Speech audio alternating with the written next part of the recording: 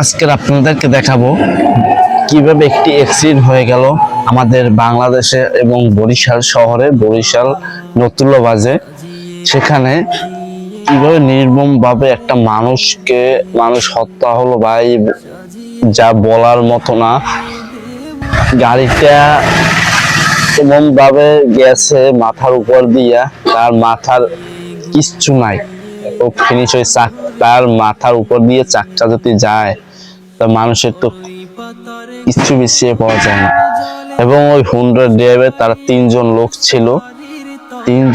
ছিল, কিন্তু ওই জায়গা যখন পাশে চাপিয়ে যখন ব্রেক হালকা দিছে তখন ওদিকে ভার পড়ার কারণে সে পিছনে যে মহিলা তার বউ সে পড়ে যায়, ওদিকে পড়ে যাওয়ার পর তার মাথাটা ওই গ্যাসের গাড়ির চাক্কার ভিতরে পড়ে।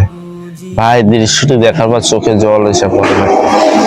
কি বলবো ভাই, ভিডিওটা দেখার পর মানে সহ্য করতে পারি না, কি করব ভাই। আমি এমনি এরকম ভিডিও দেখতে তো পারি না এবং খুবই খারাপ লাগছে, আফসোস করছি। কারণ এখানে আল্লাহ তাআলা মনে হয় তার হায়াত ওই পর্যন্তই দিচ্ছেন নাকি জানি না। তো আল্লাহ তাআলা হয়তো ওই পর্যন্তই হায়াত ছিল, তার কারণেই এরকম নির্মম ভাবে তার হত্যাটা হলো। এটা আপনাদের কাছে যদি পৌঁছায় তাহলে বেশি পরিমাণ শেয়ার করে দিবেন, কারণ এই বোনটার জন্য সবাই দোয়া করবেন। বোনটা জানি আল্লাহ তাআলা জান্নাত নসিব দান করুন।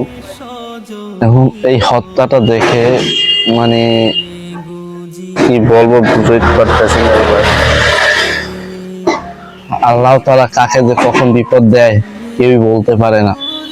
যেমন এই বিপদটা হলো, আফসোস করতে পারে কিন্তু এই মানুষটা তো আর ফিরে আসবে না। এটা সর্বোচ্চ পরিমাণে শেয়ার করবেন, সকল মানুষকে দেখার সুযোগ করে দিবেন। আর যারা বর্তমানে গাড়ি চালাইতে আছেন অবশ্যই সতর্কভাবে বাইকটা চালানোর চেষ্টা করব, কারণ এইটা যদি সতর্কভাবে বাইকটা চালানো হতো এবং সে যদি মানে কন্ট্রোলে রাখতে পারতো তাহলে হয়তো পড়তো না। সে গাড়ি নিয়ে ঝুঁকি দিছে এবং তারপরে মহিলা পড়ে গেছে পিছন দিয়ে। তো সবাই চেষ্টা করব সুস্থভাবে, অনেক ভালোভাবে বাইকটি চালানো এবং বাইকটি চালাতে পারবেন যারা ঠিক মতো তারাই বাইক ধরবেন।